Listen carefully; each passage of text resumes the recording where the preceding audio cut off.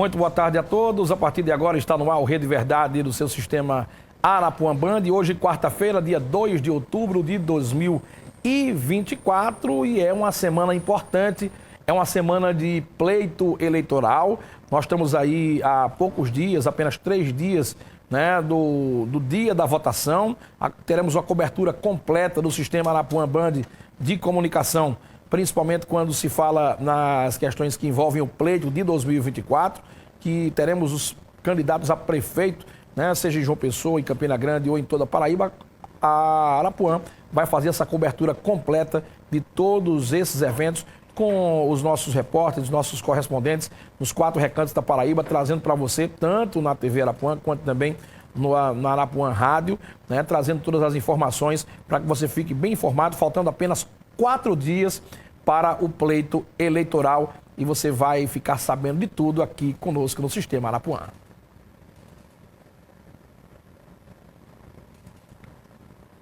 São hoje, agora, quarta-feira, dia 2 de outubro de 2024, nós temos como convidado hoje o professor Emilson Júnior, ele que é professor mestre em Ciência da Informação. Nós vamos conversar com ele sobre tudo que tem se passado no Brasil e no mundo, sobre a questão da geopolítica, guerras que têm interferido no mundo árabe, que pode trazer problemas para o nosso país. Professor Emilson, satisfação tê-lo conosco aqui no Rede Verdade do Sistema Arapuã Band. Muito boa tarde. Boa tarde, Rodinei. Um abraço a toda a audiência qualificada do Sistema Arapuã de Comunicação. Professor Emilson, às vezes as pessoas dizem, quando observam, até a imprensa fazendo comentários sobre as guerras que estão acontecendo no Oriente Médio, que as pessoas dizem, isso não é importante para a gente. Vocês às vezes trazem uma pauta que não nos interessa, algo desse tipo. O que acontece no Oriente Médio pode ter repercussão aqui no Brasil? De que forma esses últimos ataques do Irã, né, em relação a Israel pode trazer consequências globais para o mundo? É importante ressaltar que o Líbano, por exemplo, tem 5 milhões de habitantes e lá moram pelo menos 20 mil brasileiros. Então tem 20 irmãos morando no Líbano. Inclusive o governo já vai iniciar um processo de repatriação de boa parte dessas pessoas que querem retornar ao Brasil. Isso é o primeiro elemento. Inclusive teve uma casa de uma brasileira que foi bombardeada no Líbano essa semana, né? Exatamente. Além disso, nós temos um impacto socioeconômico. É importante destacar, para você ter uma ideia, para pegar um conflito mais recente, que é o conflito entre Ucrânia e Rússia. Nós tivemos, desde 2022, uma disparada do preço do trigo, que fez com que o pão, o macarrão do dia a dia que nós utilizamos no dia a dia, fosse inflacionado, muito porque naquela região da Ucrânia e Rússia, nós temos as maiores exportações de trigo. Então, afeta também economicamente o nosso bolso. E agora, com essa possibilidade, na verdade, no momento de instabilidade numa região que é um verdadeiro barril de pólvora. Nessa instabilidade pode gerar, já que o Irã é um país rico em exportador de petróleo, isso pode causar até o final de 2024 um aumento exponencial no preço da gasolina, já que a Petrobras verifica o preço internacional quando passa para o combustível. Não só do combustível, mas também do diesel e, consequentemente, do gás de cozinha. O que politicamente, nós temos aí um grupo de diversos países, por exemplo, tivemos reunião do G20 há poucos dias, tivemos uma reunião da ONU também há poucos dias, que tratou de muitas questões, inclusive questão também de conflitos. O que impacta, o que essa última ofensiva do Irã impacta com a relação com os outros países? E nesse cenário, como se configura o Brasil em toda essa nova expectativa? E foi uma ofensiva que tende, infelizmente, a durar um certo tempo. Não pelo menos os estudos que eu vi, as informações que eu vi, que não vai parar por aí. Isso tende a se estender por alguns meses, ou até mesmo um conflito como acontece até hoje ainda com a Rússia e a Ucrânia. Qual é a sua previsão em relação a isso? Primeiro destacar, Rodinei, que inclusive o Brasil tem ressaltado isso nos fóruns internacionais, a diminuição da relevância da Organização das Nações Unidas, né? Os países hoje em si suscitam conflitos, iniciam considerando a mediação do nosso principal agente mediador, que é a a ONU. Esse é o primeiro ponto. Me desculpe somente cortar seu raciocínio. Pelo que eu entendi, a ONU começa a perder força perante aos países? Hoje sim, inclusive é um debate internacional que até o presidente Lula tem ressaltado isso, ressaltou agora recentemente na conferência, na necessidade de uma mudança no Conselho de Segurança que torne representativa esse mundo multipolar que nós vivenciamos ainda. A ONU ainda tem os resquícios do pós-guerra. E, ao mesmo tempo, a gente tem levado em consideração que as sanções provocadas pela ONU não têm surtido efeito. Nenhum país que deseja iniciar conflitos, como acontece no Oriente Médio, no conflito, não só no conflito árabe-israelense, mas também no conflito entre a Rússia e a Ucrânia. É importante destacar que vai fazer um ano agora, dia 7 de outubro, do ataque do Hamas contra Israel, que invadiu numa festa, e mais de 1.000 pessoas mortas, brutalmente, é importante ressaltar isso, e a escalada de violência de ataques em seguida, não só para buscar os reféns, mas também atacar e dinamitar o grupo terrorista Hamas. Mas o que é que acontece agora efetivamente? O governo israelense conseguiu uma grande vitória contra um principal inimigo dos israelenses, que é o Hezbollah. O Hezbollah, que é uma guerrilha do Líbano, tá? É uma espécie de organização paramilitar, que inclusive tem representação política. Eles têm cadeiras no Congresso, é importante ressaltar isso. E a morte da cadeia de comando gerou uma profunda crise, até porque o Irã, ele financia esses grupos. O Irã financia vários grupos ali naquela região. Também no Iêmen, nas milícias armadas também no Iraque e na Síria. Então, ao chegar na cadeia de comando, matar essas cadeias de comando, como a gente viu na mídia, né, a partir de explosivos em walkie-talkies, em dispositivos eletrônicos, isso, de certo modo, fragilizou o regime e, ao mesmo tempo, deu uma sobrevida ao Benjamin Netanyahu, né, que busca, a partir desses conflitos armados, manter-se no poder um primeiro-ministro que é extremamente impopular. Não obstante, graças a essa vitória significativa que ele teve nessa disputa contra o Hezbollah, ele conseguiu uma sobrevida, conseguiu aumentar a sua popularidade. O Irã, ontem, lançou diversos foguetes, já que é importante destacar, o Irã é uma potência armada naquela região do Oriente Médio, né? Então ele já enriqueceu o urânio. O enriquecimento de urânio no Irã, que queria uma bomba, foi paralisado em 2015 graças a um acordo que fez com o presidente Obama. E esse acordo foi desfeito na época do governo Trump. Então não se sabe hoje até que ponto há o potencial de produzir uma bomba dos iranianos. Então esse conflito gera toda essa apreensão no mundo inteiro, porque são duas potências nucleares, além do que a Israel conta com o apoio de membros da OTAN e da maior potência militar, que é os Estados Unidos. Para o Brasil, vamos colocar o nosso país no centro dessa questão. Qual seria a melhor forma do Brasil, da nossa nação, do presidente Lula, se posicionar perante esse conflito? Né? Sabemos normalmente das posições que o governo já tem durante as demais, por exemplo, em relação à questão última agora da Rússia e também da Ucrânia. O presidente ucraniano ficou até meio insatisfeito com o discurso do presidente Lula, que aconteceu na semana passada. Mas qual seria, na sua opinião, entendendo perfeitamente dessa área, a forma que deveria conduzir o governo brasileiro quanto ao seu posicionamento nessa situação? Primeiro, o Brasil, assim como outros países, tem buscado, assim como os BRICS, por exemplo, tem buscado um maior papel dentro do Conselho de Segurança da ONU, dentro dos órgãos de comando da ONU. Esse é o primeiro ponto. Reiterando, frise-se, né? Atento a esse novo modelo multipolar que a gente vivencia, né? Novas democracias de países. Então isso é importante destacar. O Irã é um dos nossos principais parceiros comerciais. Inclusive, na posse do novo presidente iraniano, o Brasil mandou o vice-presidente Geraldo Alckmin. O Irã é um dos 10 maiores compradores do nosso agronegócio. Então, um conflito armado que cria toda uma desestabilização do ponto de vista econômico, do ponto de vista político, não faz bem para o país, como a gente já destacou. Ou seja, terá impactos no agronegócio, que é hoje o locomotor da nossa economia. É importante ressaltar isso. Então, nessa linha internacional, o Brasil vai buscar, junto com outros países, tem buscado, na verdade, é importante ressaltar, junto com países como a França, juntamente com a Inglaterra, na arena internacional, como fez recentemente sem êxito, evidentemente, no conflito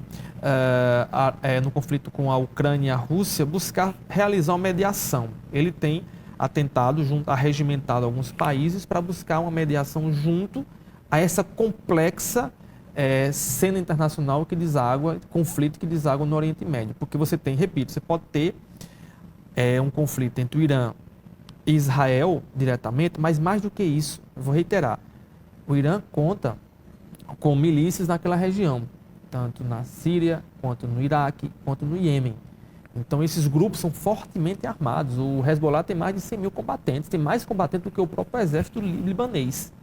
Então, isso pode desaguar, por exemplo, em ataques terroristas dentro do próprio território, como aconteceu há um ano, quase um ano, né? Faz 7 de outubro.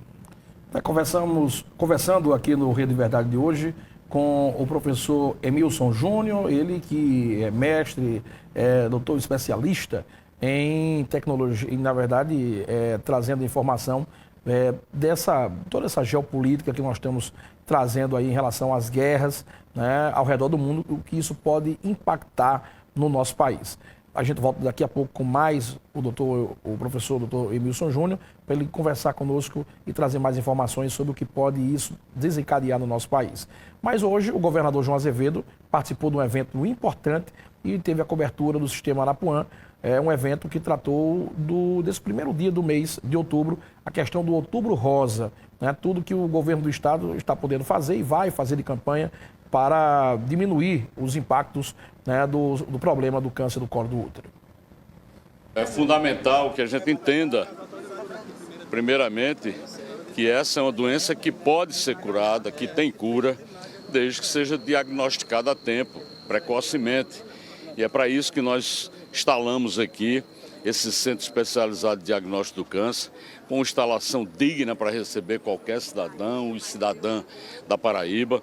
Aqui, esse ano, a previsão é que a gente chegue a 12 mil atendimentos aqui nessa região, aqui nessa unidade. E isso tudo faz parte de um processo de evolução que a saúde pública do estado da Paraíba tem enfrentado nos últimos anos. Nós temos evoluído muito no que se refere às instalações físicas, mas a estrutura e os programas implantados na saúde estão dando resultados extraordinários. A exemplo do Opera Paraíba, a exemplo do Coração Paraibano e do programa Paraíba contra o Câncer, que está associado diretamente a essa unidade aqui. Nós já fizemos mais de 500 cirurgias só dentro do programa Paraíba contra o Câncer.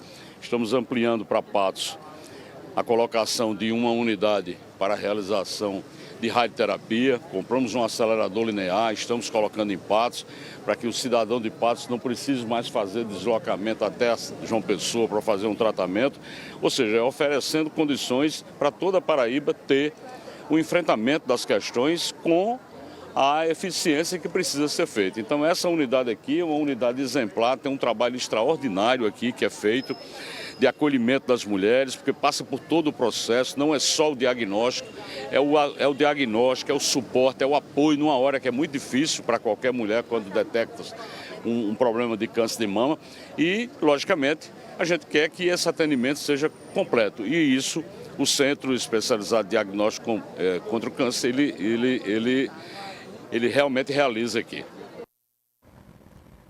Está aí hoje essa abertura oficial do mês de outubro, o Outubro Rosa, prevenção do câncer de mama, e teve lá a cobertura do Sistema Arapuã através do nosso querido Washington Luiz e também do nosso querido Fernando Braz.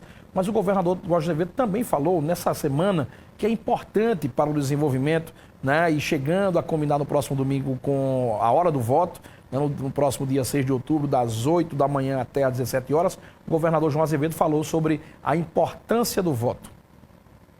A vida das pessoas só muda através da política. A política é que é capaz de realizar transformações na vida das pessoas. E você não pode delegar para outras pessoas decidirem seu próprio futuro. Você, quando for chamado a participar de um processo como esse, você tem que participar até para poder ter o direito de reclamar no futuro. Porque se você sequer participar, você não tem nem o direito de reclamar.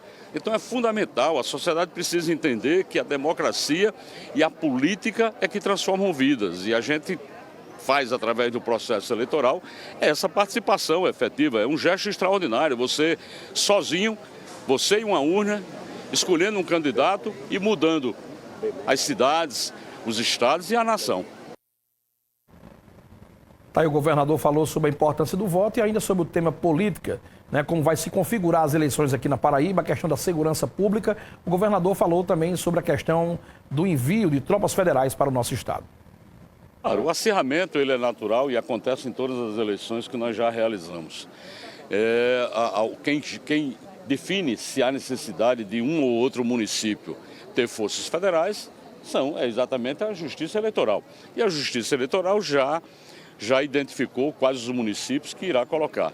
Da nossa parte, não há o menor problema. Eu acho que, inclusive, fortalece o processo e oferece melhores condições de realizar as eleições no próximo domingo. Agora, o Estado tem, sim, condições. Nós estamos ampliando muito o número de profissionais. Hoje, pela manhã, já começou o primeiro deslocamento de policiais para o interior do Estado. Nós tivemos já reuniões diversas com o Tribunal Regional Eleitoral. Hoje à tarde, às 15 horas, eu tenho uma reunião com todo o sistema de segurança do Estado para tratar dessa pauta agora detalhadamente, quem é responsável por cada setor, por cada atividade, para que a gente possa realizar um pleito tranquilo. É claro que qualquer ação de segurança, ela depende principalmente da participação da sociedade. Da mesma forma que em grandes festas como o São João, que nós realizamos 850, a população colaborou e não teve nenhum caso grave, nós esperamos que agora, nas eleições, os ânimos, por mais defesa que façamos dos nossos candidatos, chegue a um limite, o limite do bom senso, do respeito, de entender que o contraditório vai existir sempre. Então, eu não vejo problema com relação a essa disputa. Entretanto, eu espero que verdadeiramente a gente tenha um pleito muito tranquilo. Tá aí o governador João Azevedo quando falou sobre a questão do envio de tropas federais e a segurança pública aqui no estado para o próximo final de semana, eleições 2024 para prefeito e vereador aqui na capital. E para fechar com o governador João Azevedo, ele falou sobre trouxe uma espécie de recado, uma visita que ele fez no final de semana ao sertão da Paraíba, mais precisamente à cidade de Cajazeiras. Ele, no momento de um discurso, soltou uma frase de efeito que gerou uma grande polêmica na Paraíba. E ele, conversando com o Washington Luiz e com o Fernando Braz, falou sobre o recado que ele deixou no final de semana. Não, gente, as pessoas às vezes tiram as frases fora do contexto. Alguém disse que meu mandato estava terminando esse ano. E eu quis dizer que meu mandato vai até 31 de dezembro de 2026. Foi esse o recado que eu mandei. O governador foi taxativo em relação ao recado, dizendo que o mandato dele vai até o dia 31 de dezembro de 2026. E aí, mas não respondeu de fato a pergunta. Ele sai ou fica no governo? Nós vamos a um breve intervalo comercial, voltamos já já. Após o intervalo, tem mais professor Emilson. Ele que é professor, mestre em ciências da informação. Após o intervalo a gente volta.